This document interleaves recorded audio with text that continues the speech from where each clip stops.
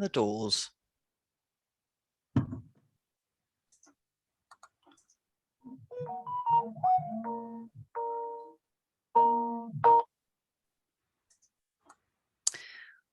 Okay, good evening and welcome to our Tuesday night seminar. This is the last in the Conflict Avoidance in Practice series, and we are again joined by Mohammed Haque, Martin Burns, Len Bunton, and tonight's guest, Lisa Molloy. Martin will be doing the introductions in more depth shortly.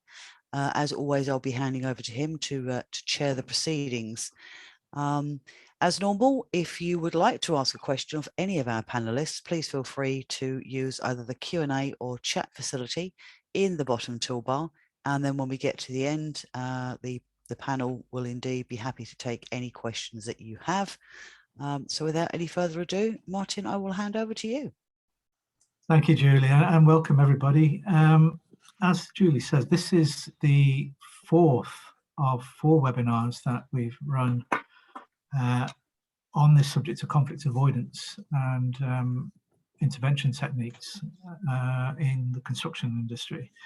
The first one was mainly a kind of an introductory about what is conflict avoidance and how effective can it be. We talked about the different methods of conflict avoidance, such as the RSS CAP process, but also dispute avoidance panels, which are being attributed to Network Rail, early neutral evaluation dispute boards, but it was all kind of a wide context to try and introduce everybody. Our second webinar was very much a practitioner's viewpoint, and we had Mark Entwistle, who told us about how it works actually being a third party acting in a conflict avoidance situation, what skills and attributes are important, what challenges he has faced in real life, and what he's seen as the real benefits of conflict avoidance. Our third session, which we had in July, we had the benefit of the wonderful Michael Strickland from Network Rail, who told us all about how Network Rail has really embraced conflict avoidance in a very big way and how effective it's been within that rail industry environment. This session today, I'm delighted to bring in to the conversation Lisa Malloy. Lisa's going to introduce herself properly in a moment, hopefully. And Len Bunton, who I've known for longer than he and I would like to admit. Let's just say he was a very young man when I met him, and I was just out of school, I think. And of course, we still again have the benefits of Mohammed Haque, who is a barrister. He's also a member of the RSS panel of adjudicators, and somebody over recent months I've got to know very well and come to respect as a real proponent and advocate of the whole conflict avoidance process. So here are speakers today, and myself and Mo, we've been part of all 4 webinars this far. Sorry. What I'd like to do here now then is just get Lisa to tell us who you are. Who are you, Lisa? Why are you involved in conflict avoidance? I'm Lisa Malloy. I'm a commercial director at Strabag. I've been in the construction industry for 20 years. I've probably seen a lot of compensation events, variations, disputes on projects.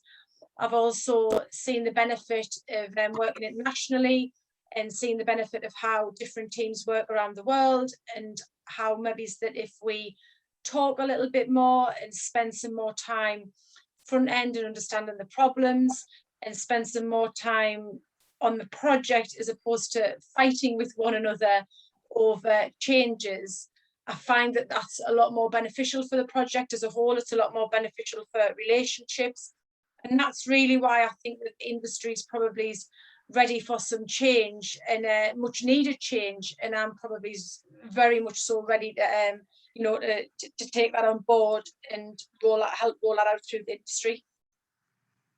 Lisa, I first met you not too long ago when you joined the Conflict Avoidance Coalition steering group. And for those who are joining us who are not familiar with the steering group, it's comprised of a number of professional membership organisations, including RSS, ICE, REBA, the Chartered Institute of Arbitrators, but also industry bodies such as Transport for London, Network Rail and the Urban Growth Company, for example. And what I've been, what struck me, Lisa, is the insight that you bring to that steering group in terms of your understanding of the problems that the industry faces in terms of disputes. You know, you've had real life experience, and some of the questions that we're going to have as part of this discussion, I think, will hopefully bring that across. You know, what I've heard from you, and it's learned, and it's helped to steer some of the direction of the steering group in terms of its purpose, which is to try really to bring about a culture change in the construction industry and help people to understand the benefits of greater collaboration and conflict avoidance and how to implement processes in their projects. Len, you and I was a bit flippant early on to say you and I have known each other for a long time, but actually that's quite true. But more recently, you have headed up an absolutely amazing campaign to introduce the concepts of conflict avoidance and the conflict avoidance pledge and CAP into Scotland. Can you just say a few words about yourself and what you've been doing?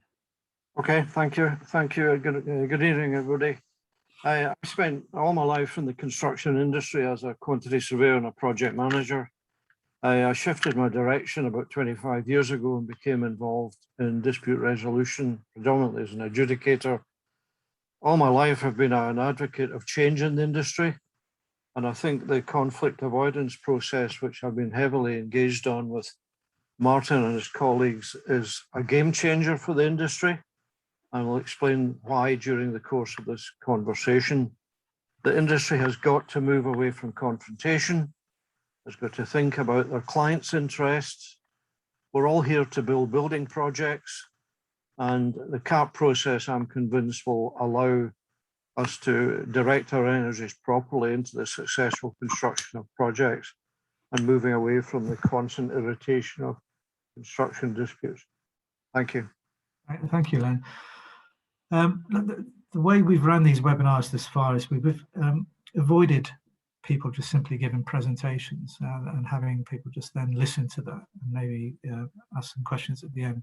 What we've tried to do really is to try and wheedle out, if you like, from our participants what they really know and what they can help people to understand about conflict avoidance by having a discussion, by having conversations. And today we're going to be running this in the same way. It's a discussion, if you like. And I will be putting questions. And already I've put the questions up in front of everybody. So, you know, this is the kind of thing that we want to have a chat about. But please, if there's anybody who has any particular question, use the facilities that might be available to do so. Put your hand up or whatever it might be. And we'll try and address them. Lisa, a moment or two ago, I said that, you know, what struck me when I first met you at the steering group meetings is your real life understanding of the problems that the industry faces in disputes. And I just wonder, you know, I'm putting you on the spot here because I don't think you've seen these before, but I just wonder if you can kind of paint a picture for us, you know, and give us a sense of what the landscape currently looks like in terms of disputes in the industry and drawing on your experiences to, you know, paint a picture, if you like. For me, I think that, you know, research tells us, Martin, we still spend far too much money on disputes. The amount of money that we spend a year as an industry on disputes is absolutely phenomenal. There's still people having disputes on site, and the mechanism for resolving those disputes at the moment, the most popular mechanism is adjudication, which we all know is very, very timely and very, very costly. I think a lot of people expect it to be quite a swift process, and when you get into it, it isn't a swift process. It ties the construction team up unnecessarily in a process that becomes very laborious, and it costs a lot of money. Disputes are happening because of the way that we transfer risk in construction projects. People are drafting contracts without a sound understanding of what they're trying to achieve or what the client wants. So often those contract conditions are onerous. We have conditions of contract, standard conditions of contract that are written and designed in a certain way that we then as an industry go and heavily amend, so that when you actually get into the construction project, you find that you're almost in a language that if you are lucky is you can relate to it, you can understand it. 9 times out of 10 that isn't the case, and you are caught between a language that is of legal terminology or a language that is also a makeup of legal terminology, and let's just say a language that Joe Blogs in the industry, for example, has put in there through their desire to get something into the contract that they want that isn't necessarily beneficial for the project at all. And when you put it all together, we are caught up in the wranglings of that, which is just completely, for me, detrimental to the relationship, because then the confusion causes people to then fall out, not understand their position, they go off with not clear guidance. We end up trying to resolve things, spending more money than we ever envisaged we were going to spend, and then trying to battle to get that back. You know, Lisa, just listening to that, it's like I've had this conversation with many people before saying the same thing. It's as if there's a history of conflicts and disputes in the industry that means that people just almost expect it now in the industry. It's part of culture, and that's the way it's been for a long time. It seems to me also that people think about disputes or in terms of resolving them far too late. Yes, I would agree. I think sometimes we do something and then before we know it, we've got a dispute on our hands, or we've spent too much money, and we kind of find that out at a later date and look back over at why we've spent the money, and then realise that it's because we've done something that isn't quite clear under the contract conditions, or something that we weren't contractually obliged to do. And then the money's spent, the work's being done, and the argument is left with whose risk was it? How's the contract written for you to understand whose risk that was? Can that person bear the risk? Is it claimable under the contract? And you start a fight about that. Part of the remit, I think, of the steering group, which I'll keep mentioning again and again through this conversation, is to try and encourage decision makers and influencers within the industry to think about disputes much earlier. What I mean by that is to think about it as part of their risk management and the risk analysis right at the very outset, even before the contracts are signed, through to dealing with problems much earlier than might be the case now, rather than wait till a dispute has really got itself entrenched and parties have instructed lawyers and the decision makers within the boardroom then lose control over the outcome, rather than to deal with them earlier. I'd be interested, just one final point before I go on to Len in a moment, asking you, what do you think are the challenges to try and bring that forward, to make that happen? The challenges behind trying to get us to talk about things earlier, or talk about things earlier, deal with things earlier. Just have it in mind that the potential for a dispute is always there, and that people need to be thinking about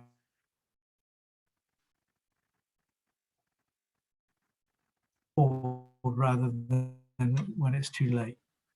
I think we've got to have an open and honest relationship right from the beginning, and we've got to understand when something's going to go wrong and jointly overcome that problem.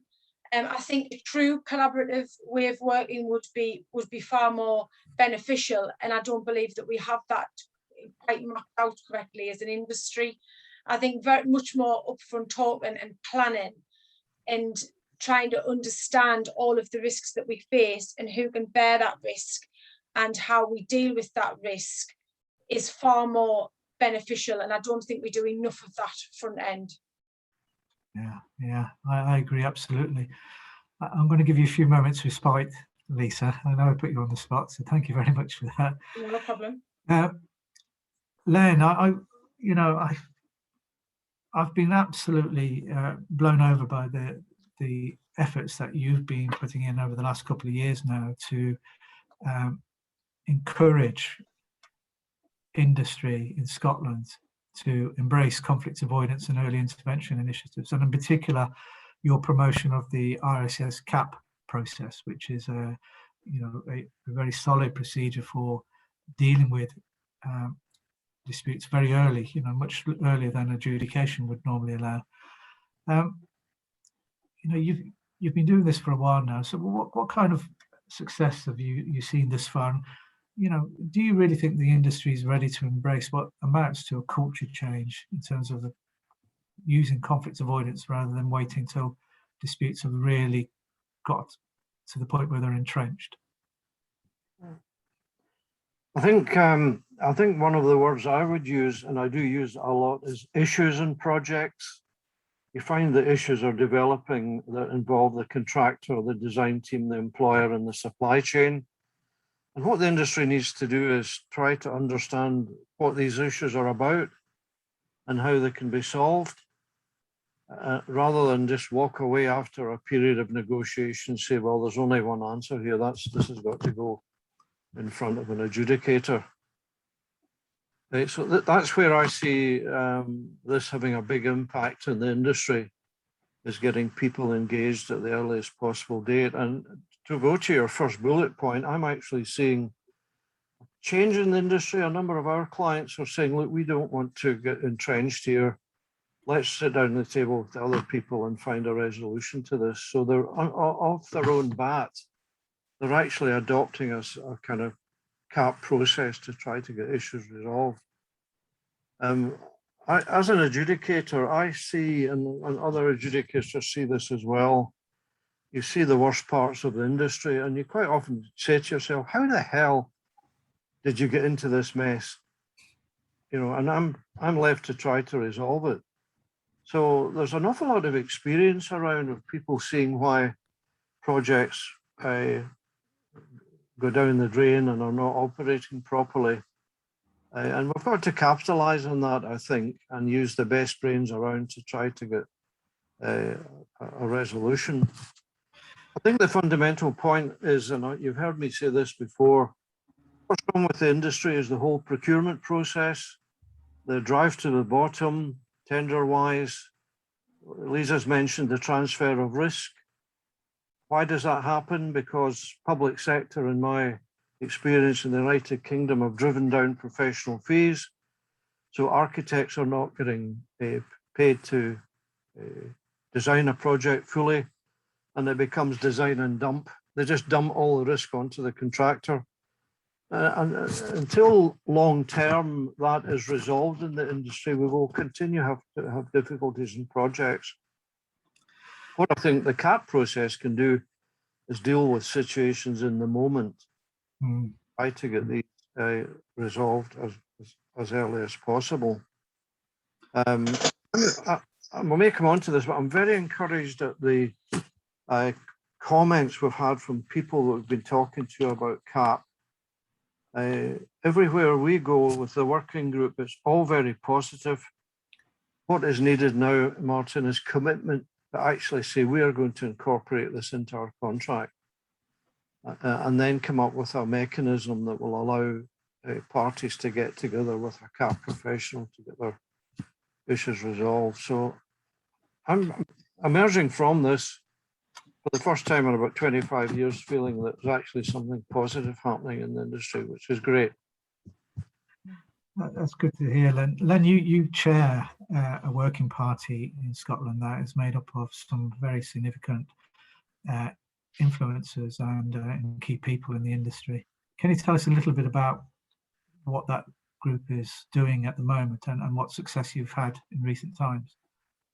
Okay. What we did was we brought together mainly organisations that are involved in the procurement of projects, public and private sector. That included the university sector, local authorities, NHS, Scottish Futures Trust, who have a massive spend on construction projects.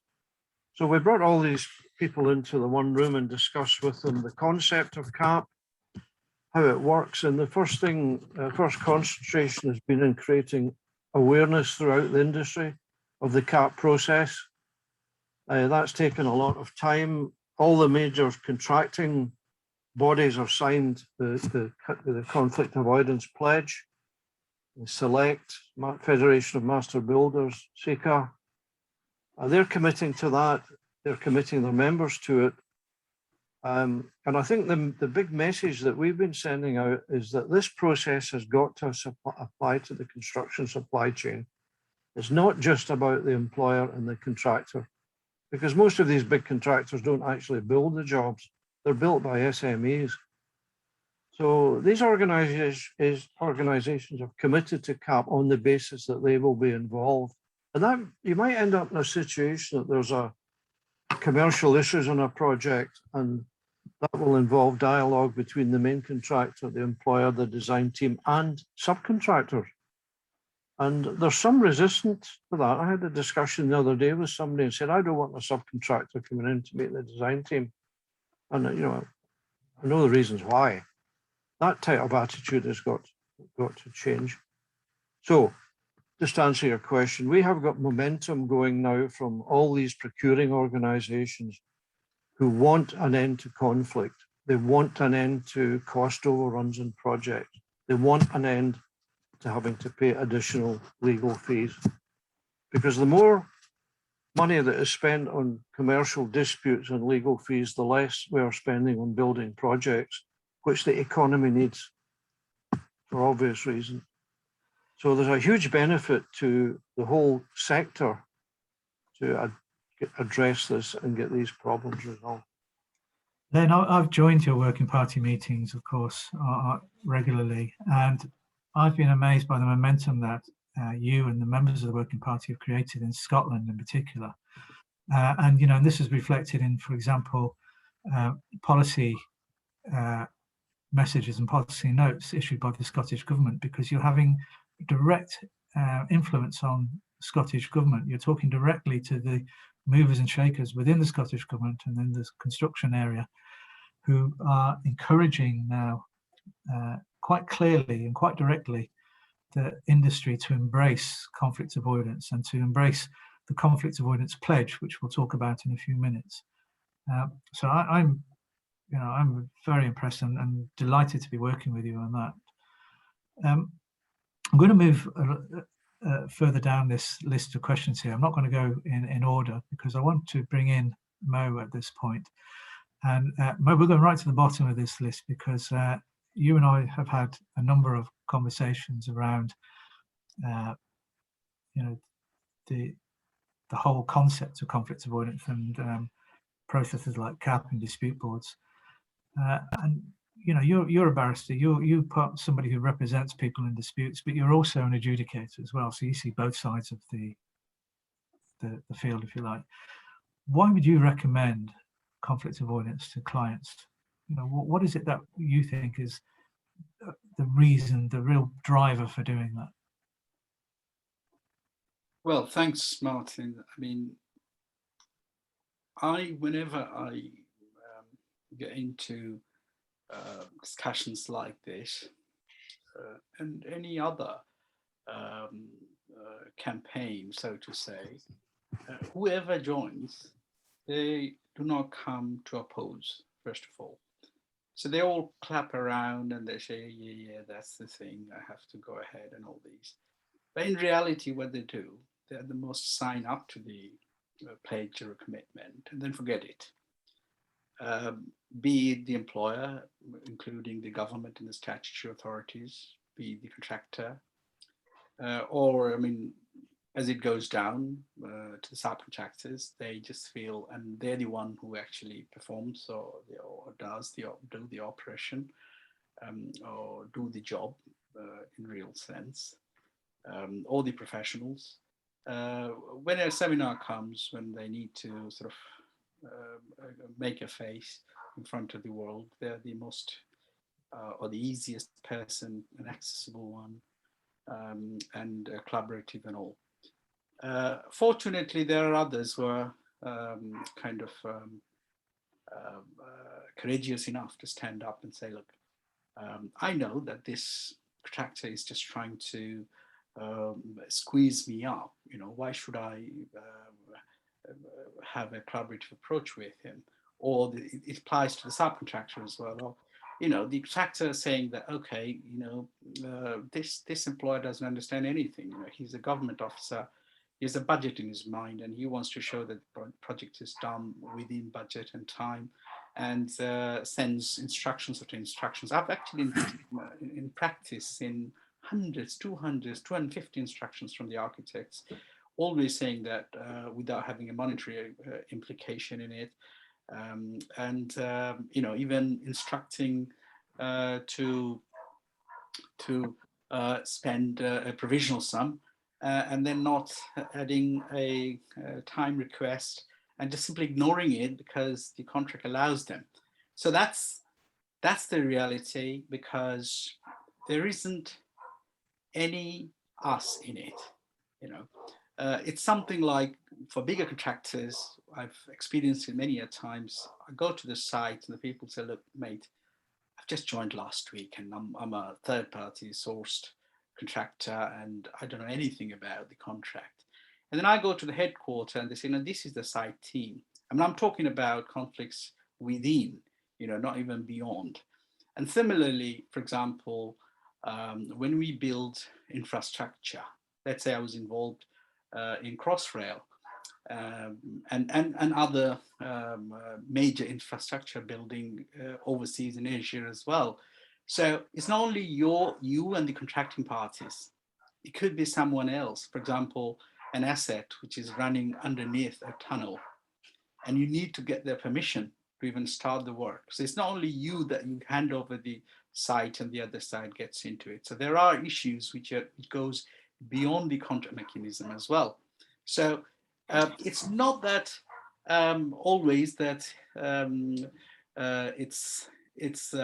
people are different, they're only profit makers, and they should be, because if they're a company limited by shares, the directors are obliged to work for the best interest of the company. So are the lawyers and other people advising them, because they have to work for the best interest of the client and protect their risks.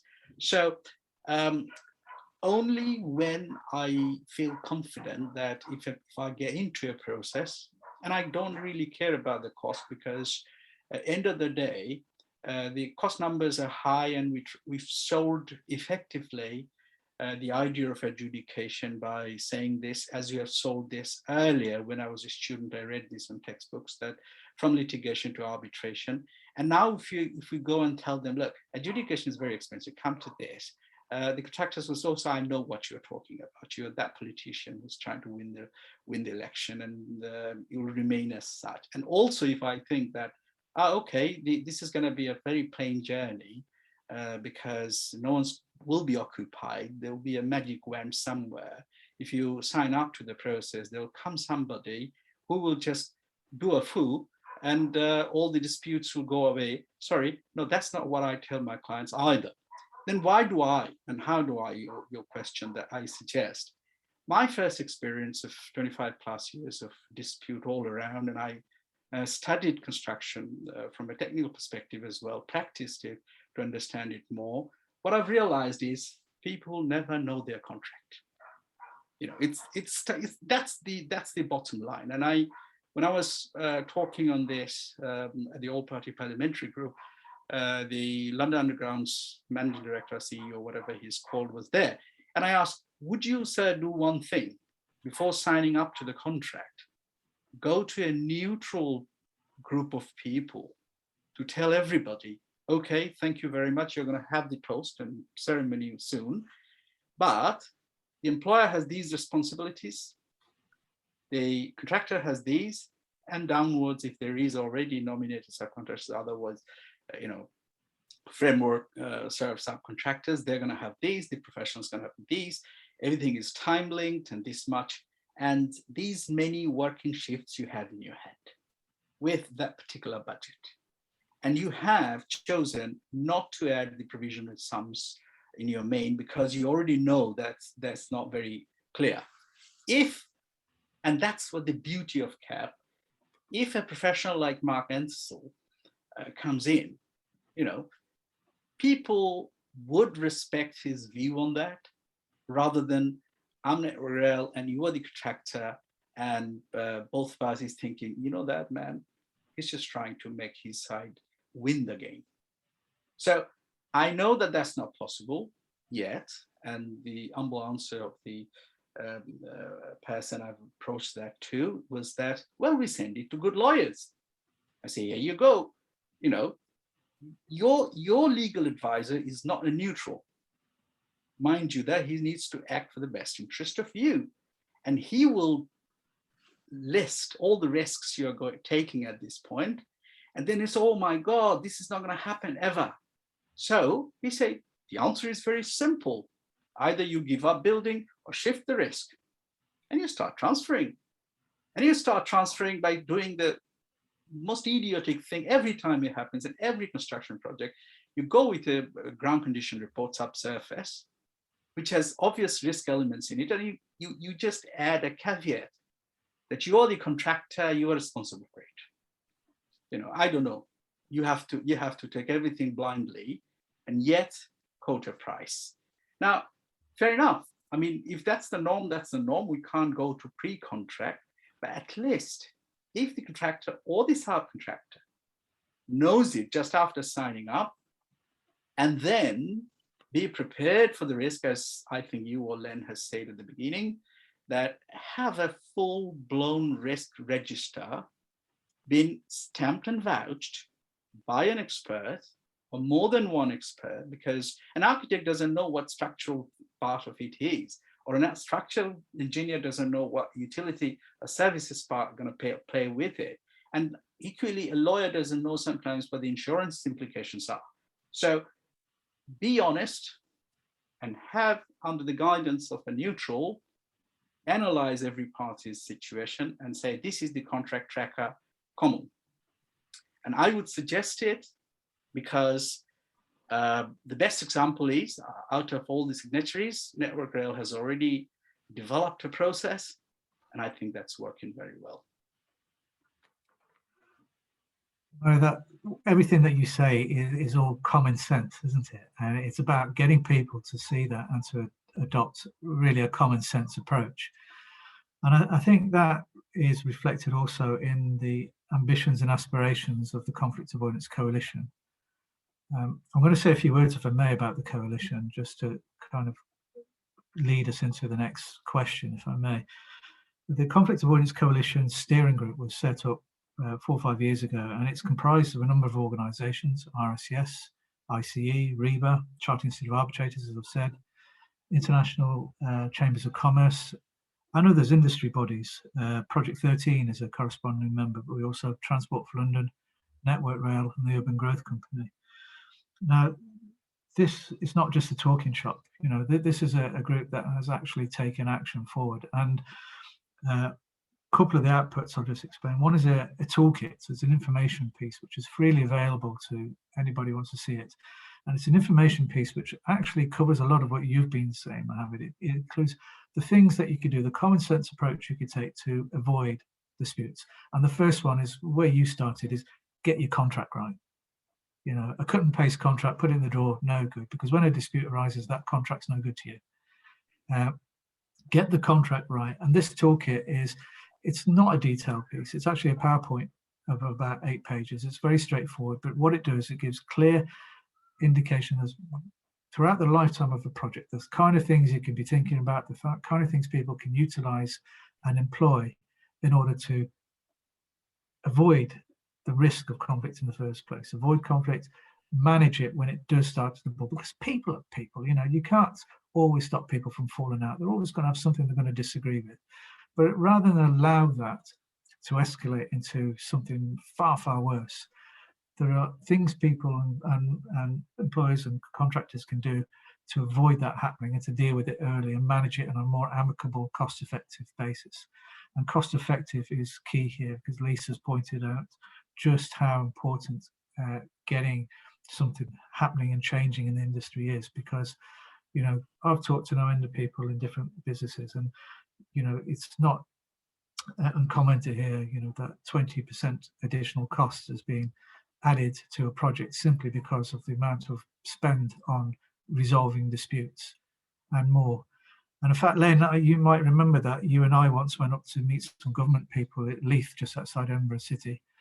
And on the way there, you were constantly telling me not to talk about the tram system. Don't talk about the tram system. And there was a good reason for that, because the tram had initially been intended to go all the way from the airport through to Leith and beyond, but it only got so far as Princess Street. Why? It ran out of money, ran over time.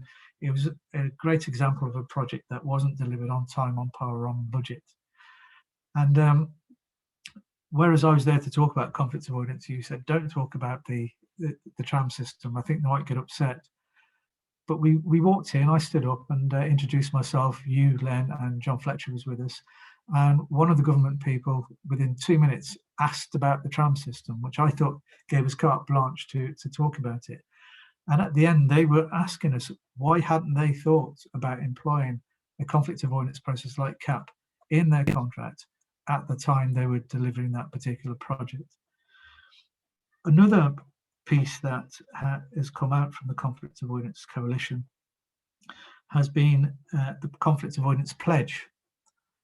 And this is a pledge which commits a person, a business, or an organisation to embrace the concept of trying to avoid disputes, trying to manage them better, trying to work much more collaboratively, trying to deal with things quicker and earlier.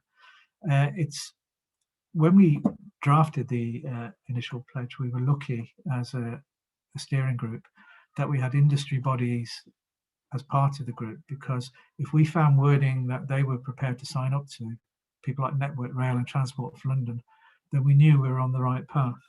The pledge was launched about 3 years ago, and since then it's been signed up by more than 250 organisations. And not only has the pledge been signed by, and some very significant organisations too, it has been promoted by governments. It's been promoted by government in Westminster. If you are aware of the construction playbook, which was published and produced in December of last year, you will see that I think it's page 41 or thereabouts, that there is a clear indication that parties should, not may or perhaps think about it. It says parties should pledge. The Welsh Government's produced its 12 points COVID recovery plan for the construction industry last year. And of those 12 points, at point 4, there's a commitment and a promotion of parties signing the pledge. So this is really positive work that's coming out of the Conflict Avoidance Coalition.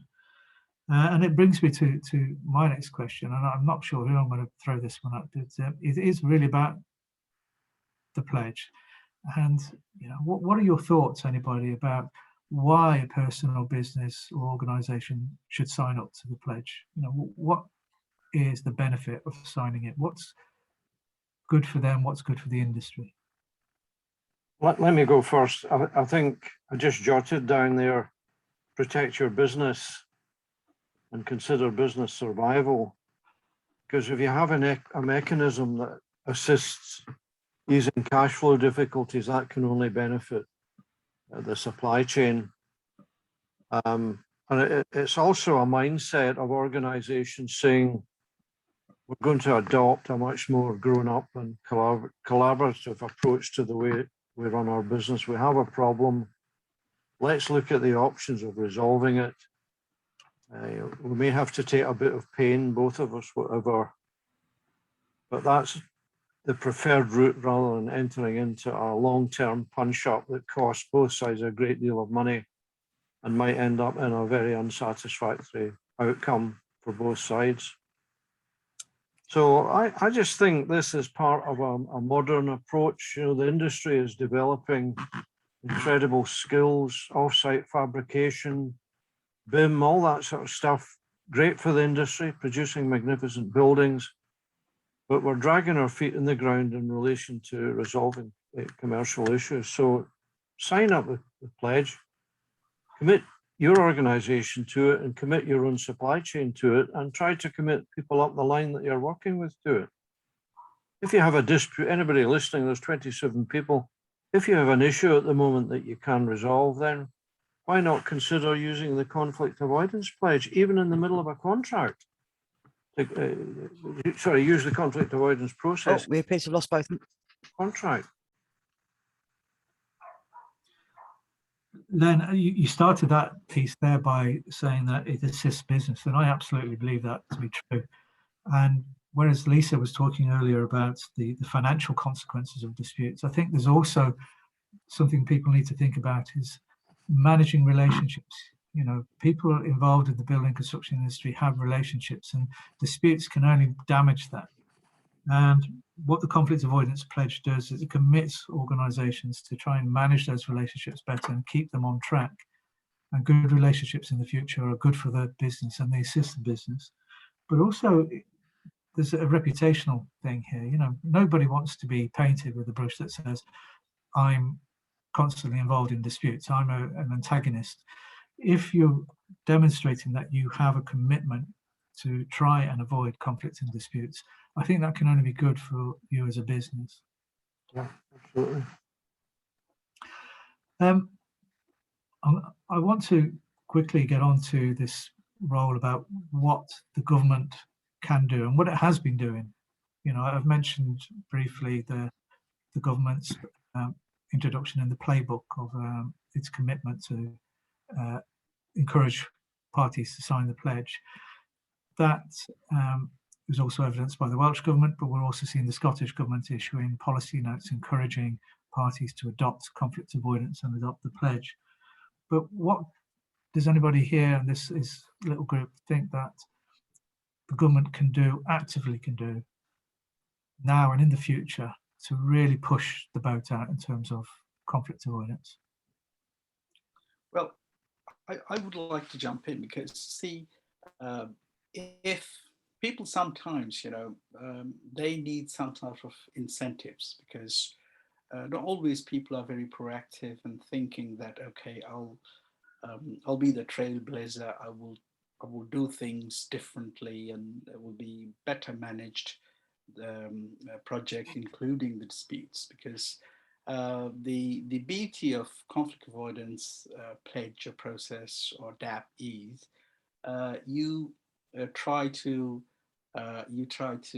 manage the dispute, and sometimes NEC are things where you are forced somewhat to get to a better resolution continuously, but JCT is something where nobody can force a resolution regarding at least time issues and variations being not being valued at all or things like that.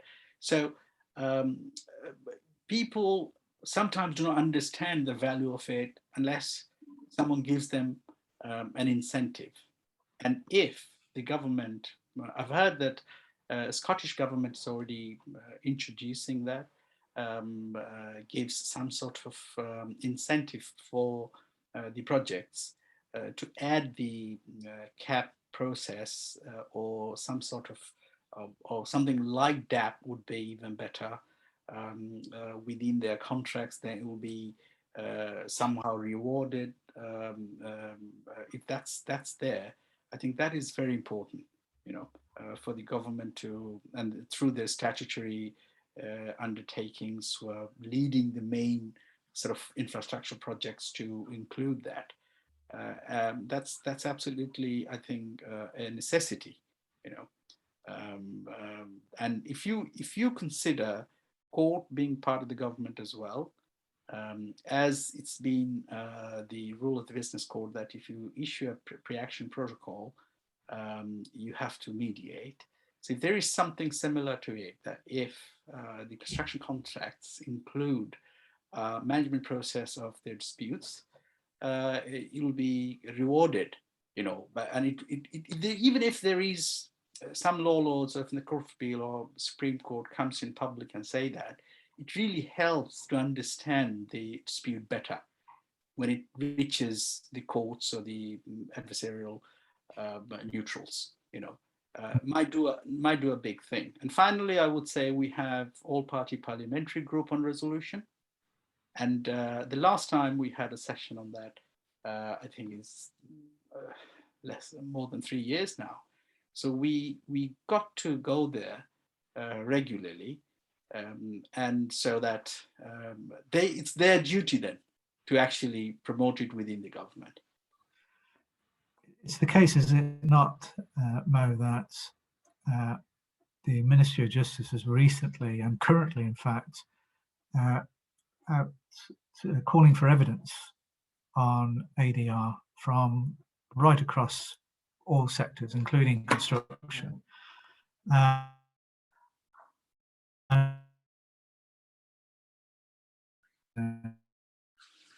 In October, in terms of its deadline for Chancellor, etc., is suggesting that the government is very minded to not simply encourage the use of conflict avoidance and methods of early resolution of disputes, but in some cases to make it mandatory. Now, do you think that is something that could actually work for the construction industry? I would say yes. The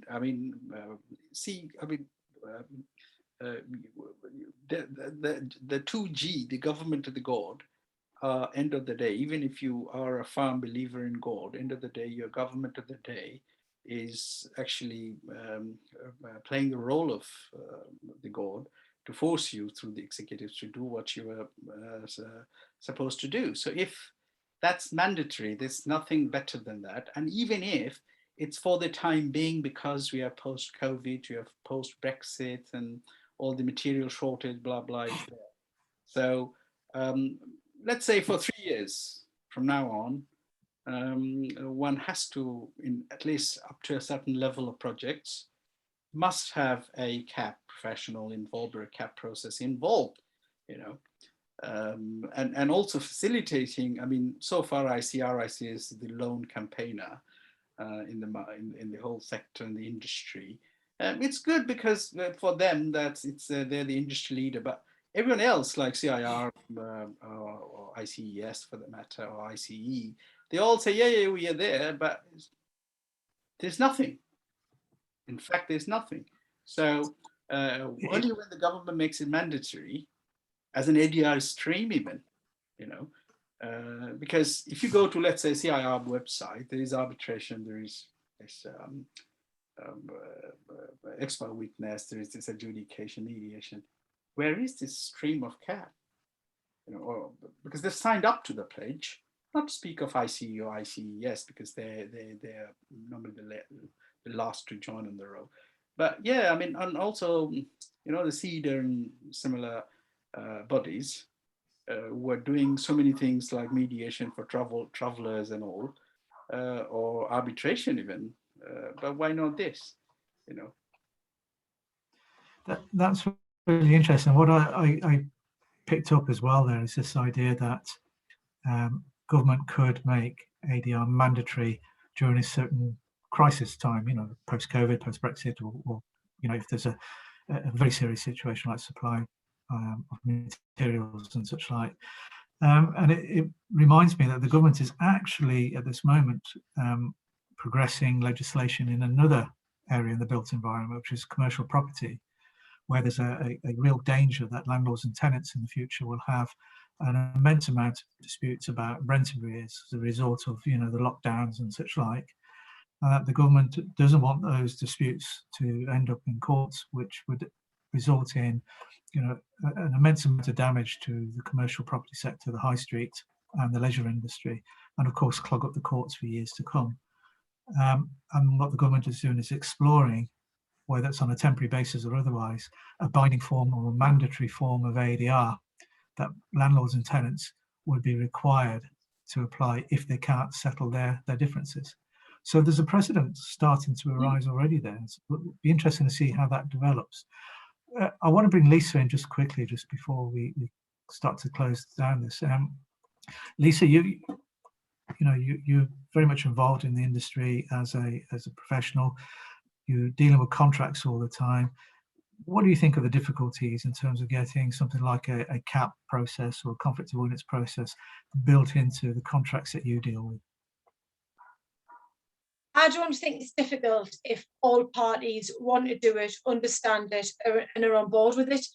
It's just inserting a clause.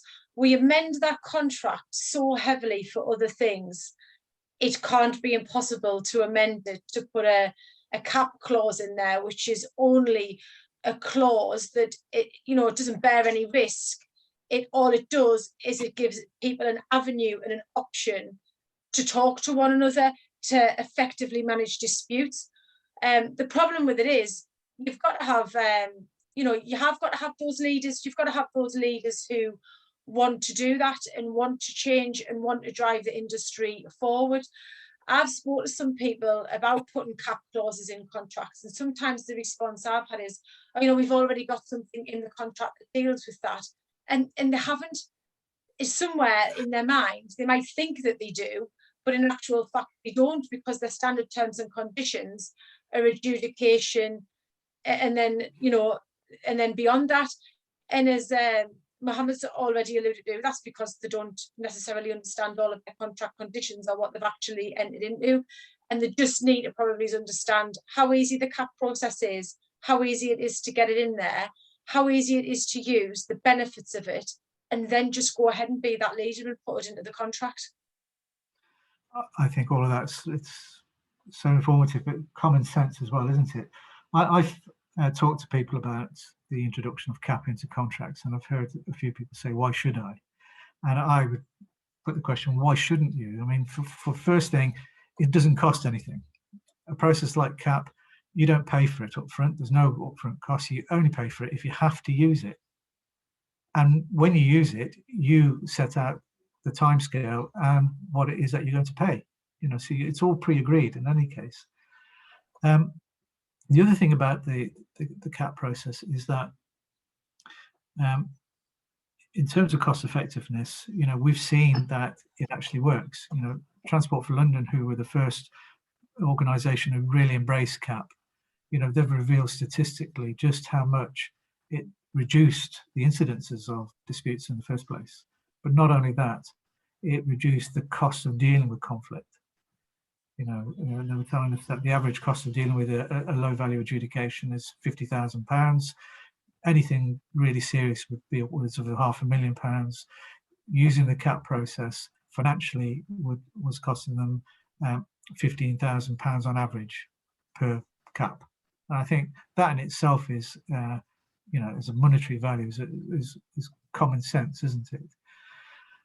I think we've got just a few minutes left. What I would like to do is just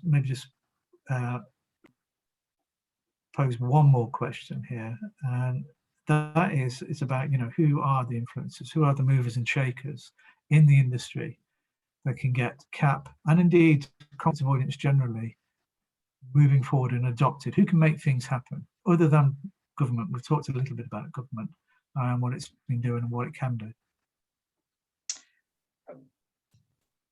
For me, Martin, it has to be the clients. Clients foremost have to come forward, because they are the people that want the project building. They often stipulate the contract conditions, and they need to be taking the right advice from the people who draft the contracts, that it's an option for them and to put it in there. Next for me has to be tier ones, because they steer the construction industry, and then whatever a tier one does usually filters down the supply chain. So they're in a real driving force to instigate it in the first instance, and then filter it down through the supply chain and check that it's being filtered down through the supply chain. So for me, those two members of the construction industry are absolutely in the driving seat. Yeah, very good points. Len, do you want to add to that? Supplementary. Yeah. Martin, there's three questions. I'd like to comment on them, but just to roll back a minute. What are the barriers to incorporation of cap into standard form? Absolutely nothing. It's a commitment. There's been plenty of discussion now for the last 9 months about this. We now need to commit people to actually do it, and not just to write it into their contracts, but to be seen to be actively promoting it. So I think that's key. Would you mind if I just touch on the three questions that have come in, and maybe the others might want to comment? Far away. Are these on the screen? Yes, they're all the questions on the screen. Can you see them? First one, who's the key stakeholder? I think everybody's involved in this process. I don't think you could simply say one organisation is responsible for driving it. The second question, I think that's a very good point, that yes, there are blockers in contracts. Let me give you a simple example. Quite often that comes up in relation to contract or design portions and contracts. Who's responsible for designing the interface? That's a problem that comes up time and time again, and the CAP professional can come in and help the parties resolve that. And the final question, doesn't the CAP pledge risk resulting in reducing the importance of ensuring the terms of the contract are carefully negotiated? I think they're two entirely separate factors. Yes, by all means negotiate carefully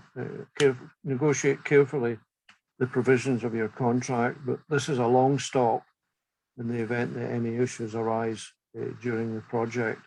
I don't know if the others have any comments they'd like to make in these questions.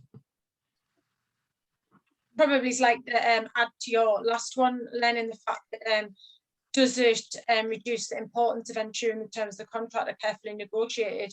In actual fact, I think sometimes when we enter into a contract, that negotiation phase doesn't always happen. And like Mohammed's alluded to, we sign up the contract conditions that we don't fully understand. By putting that CAP clause in there, it's actually the mechanism that then when you come across a problem with the contract conditions, it gives you a mechanism to talk to one another in a nice manner, you know, without an adjudicator being involved and the power being taken away from you. It gives you the power to get together as two parties with one thing in mind. And for me, this is what CAP has in mind. We've always got to remember it is for the benefit of the project. It is the project that will see the benefit. And that's what we should be working towards, anything that benefits the outcome of that project. Absolutely agree with all of that, Lisa. And you know, somebody gave me an analogy not so long ago about CAP and conflict avoidance and described it very much as a car seat belt. You know, you wear a car seat belt, you may never need it, but you always wear it. And it doesn't cost you anything to simply click in and put that seat belt on. But the time comes when you need it, you're glad it's there.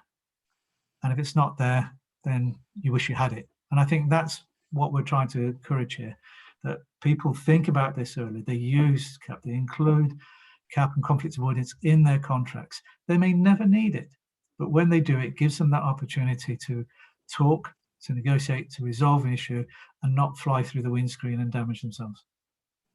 Martin, I mean, I wanted to supplement something what Lisa was talking about. Please do. The main stakeholders who actually make it happen. We obviously talk about a lot about the employers, be it government and non-government, and also the main contractors, because they're the one who's managing the thing. But at the same time, I always feel that the professionals who are advising them is very vitally important. And no matter how seriously we tell them that this is a better thing, once they go back, their advisors, be it a QC or a partner of a leading solicitor firm or a QS firm, they'll say, don't listen to that. You know, you need to save yourself. And once you go collaborative, they will just, you know, kill you really and milk you up. So it's because, I mean, they have their interest in it, you know, because the largest chunk of the cost we're talking about goes to their pocket. So either it's good that, oh, okay, by 15,000 you can do things which you otherwise have done in 500,000. But then those who are going to earn that 500,000 will always come back to these people and say that, look, don't listen to that crap. CAP is crap. So somehow or other, we have to extend the campaign to them as well and bring them in, rope them in within our attitude, mentality, or the same level. As always, everything you say, Mo, is full of common sense. I agree with that. And I think it's a very good point, maybe just to draw this to a conclusion here, because I see we're running out of time now. We've talked about CAP, we've talked about the conflict avoidance pledge. I've provided some RSCS contacts here if anybody wants to get further information, particularly about CAP and the pledge. And please do take note of that. And I think hopefully these slides will be shared by people to people afterwards. Is there anything anybody just wants to say to finish off? Any final comments? No, then in which case maybe I just want to quickly thank Mo and Len and Lisa for your contribution, and you particularly, Len, because I know you had a real panic trying to get here, getting on ferries and such like, to make sure that you're in front of a camera. And Lisa, I know you had technical difficulties getting on screen, and there was a bit of a panic, I think, in the email exchange we had just prior to this, but thank you very much. And Mo, as always, great to see you, and hopefully we'll see each other face to face very soon. Julie, shall I hand over to you?